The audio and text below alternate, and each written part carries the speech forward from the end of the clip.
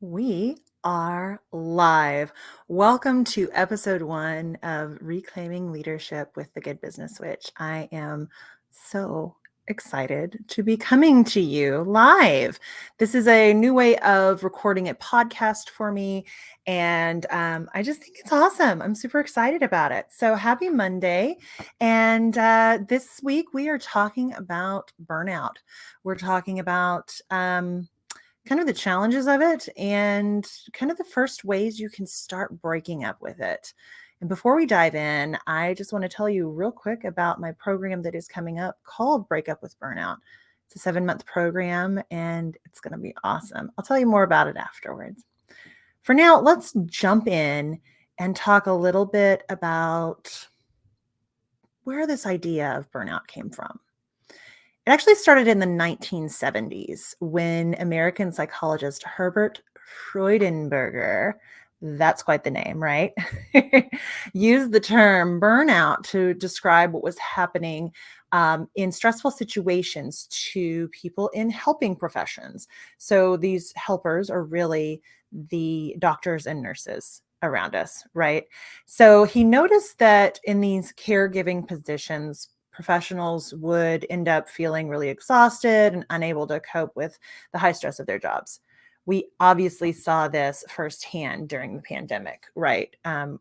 Provider and doctor and nurse burnout was at an all-time high, but it's something that people were tuning into in the 1970s already, Freudenberger in particular. And it makes total sense. However, like what burnout really is a little bit like what the definition of is. If I don't age myself too much with that reference. There's a lot of different ideas around it, around how to diagnose it, how common it actually is, those sorts of things. But there's not like a set rule of what burnout is. So they're a little more like guidelines than rules, and we're going to investigate some of those today. What experts can agree on is that there are 3 common symptoms to burnout, and those are exhaustion, alienation from activities, especially at work, and reduced work performance. So you'll notice that all 3 of these things have to do with work. And this is where I think the burnout research needs to catch up. And I think it is catching up because there's people like myself having these conversations about burnout and it existing outside of just our work environment. Now, with these 3 symptoms, we do get a pretty good idea of what burnout is. And I think that they can be actually applied to non-work situations as well. So there's a lot of value in using them. Plus, it's a nice baseline, right, to get us started. So obviously, I feel like everybody knows what exhaustion is, right? We have all experienced exhaustion. Exhausted is when we're feeling both mentally and physically, or either mentally or physically, just worn out. And if you have chronic exhaustion, you can also experience things like headaches or stomach problems, cycle irregularities if you're a person who has a period, sleeplessness, all of these things. It's so odd that, yeah, we can actually get to that point of exhaustion where we can't sleep anymore. I myself have actually been too tired to sleep before, which is a little nuts, if you ask me. It is what it is, right? The second warning sign of burnout is alienation.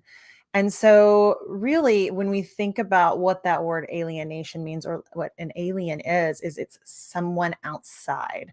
So, we talk about space aliens, right? So, really feeling like you're outside of your work situation. And this is when we see cynicism pop up. This is where we see dissatisfaction with working conditions, pay, all of these things that maybe weren't such a big deal before. There's also this emotional distance and detachment in our work. Now, I would argue that alienation also happens in our personal life as well. A lot of times when we're in that burnout point or we're headed that way, we withdraw, right? We don't have time for anybody else in the world. We barely have time for ourselves. So we experience this alienation in all parts of our lives. And then finally, there's the reduced performance symptom of burnout. This is where we become pretty apathetic about our work. We let tasks slip. We're less productive. We're less effective. Um, and again, this can happen in our day-to-day lives too, right? The chores pile up. You don't go get the oil changed on the car. You're not doing your laundry. It's hard to kind of keep focused on kind of what's going on in your life with the kids' lives, all that. And when we're looking at burnout, we're really looking at this inability to recover. So if you've ever had a period of high stress in your life where you just felt like you could not recover, like a good night's sleep or several good nights' sleep, even a vacation or like a long weekend was not fixing it for you. You just couldn't disconnect. It's a sign that you were experiencing burnout. Now, there is, of course, chronic stress, right? So this is like that continual state of stress. It persists over a long time. It can be very overwhelming and have its own physical and mental components as well. And where that line between like how stressed out you are and whether or not it's moved over into burnout is going to be different for everybody. So that's one of the reasons why experts have a hard time agreeing on what burnout is, who it is affecting, and how it's affecting them, right?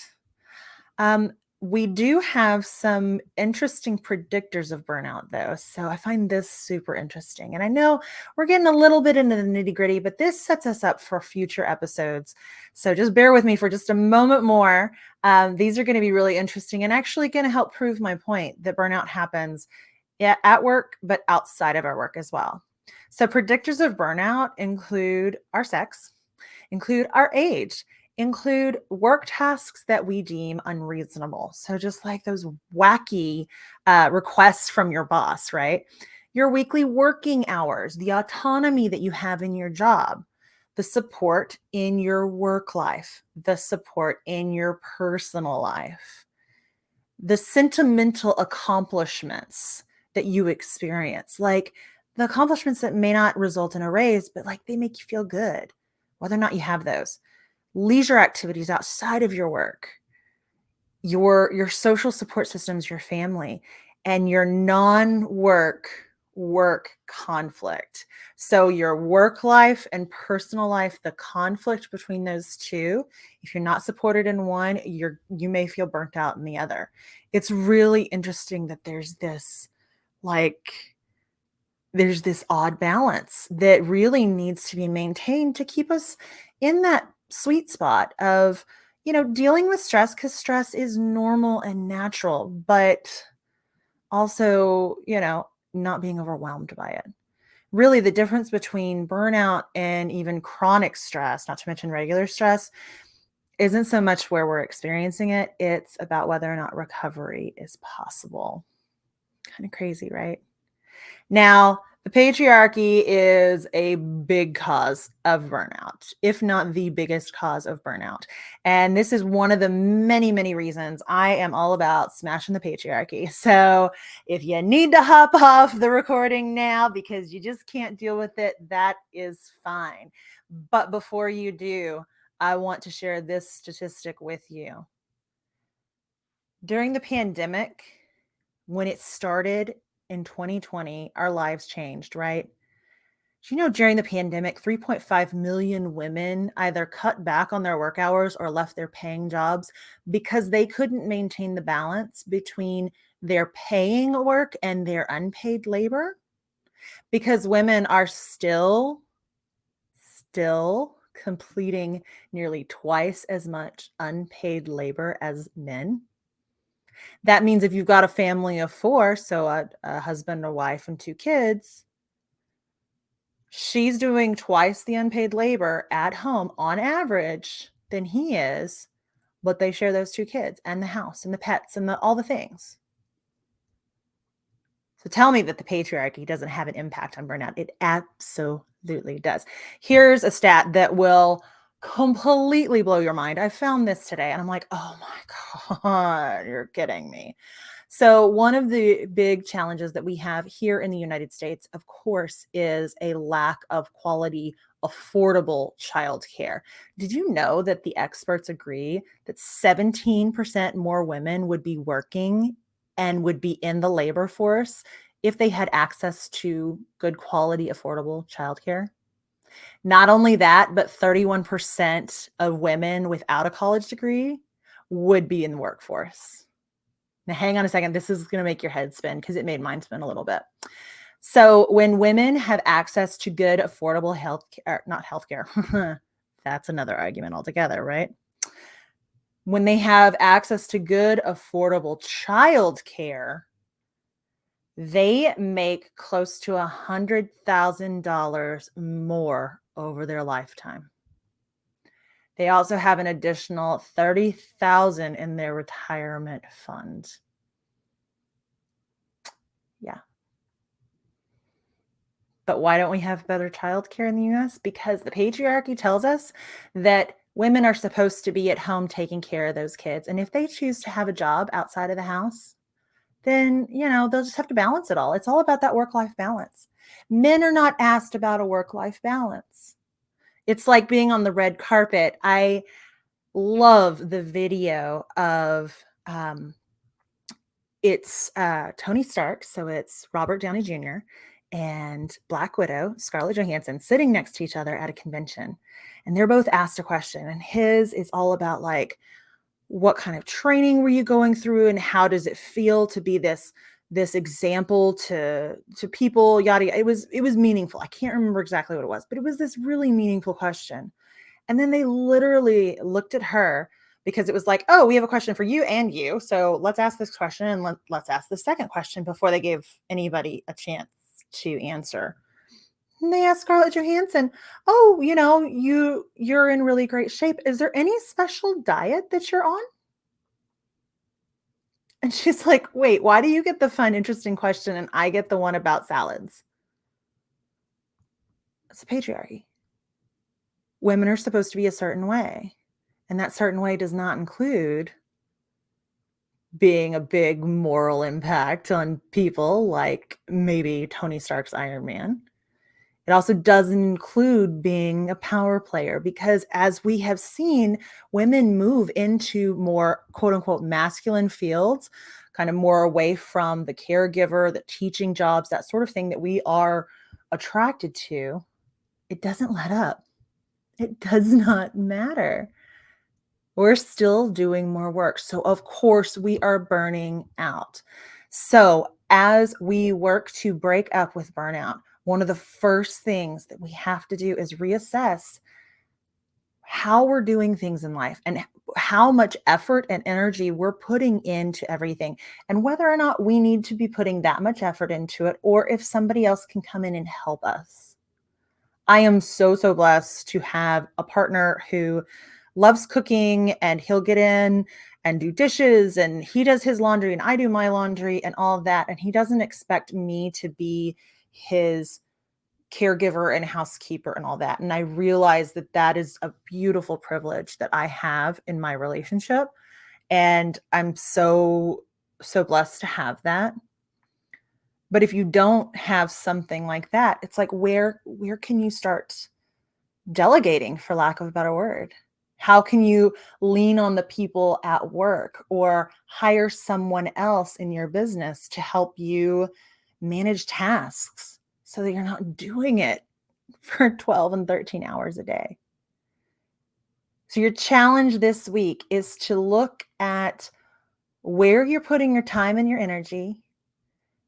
And if those tasks uplift you, enlighten you, make you feel great, satisfy some positive emotional urge or need. And if they don't, document that, write those down, look into what is going on there a little bit. And you might find that you can hire somebody to come to your house every couple of weeks to clean your house. I certainly have. I pay my kiddo to vacuum once a week. Little things like that. Or it might be something bigger where you need to really start looking at a new job if that's where your heart is pulling you. So look at ways that you can change how you're interacting in this world and ask yourself this question: does it support you or is it keeping you down? Thank you so much for tuning in to this inaugural episode of Reclaiming Leadership with the Good Business Witch. In upcoming episodes, we're going to be talking about empowered leadership. We're going to be talking about female archetypes, some of the words that are used to keep us down and in safe little boxes. Safe for whom? Am I right? Not safe for us. And just anything else that kind of strikes my fancy, things that are popping up in the news and all that. If we're still talking about quiet quitting next week, then I will probably be talking about that here. And if you need anything from me, please reach out. I hope you have a lovely rest of your day. And as always, stay magical.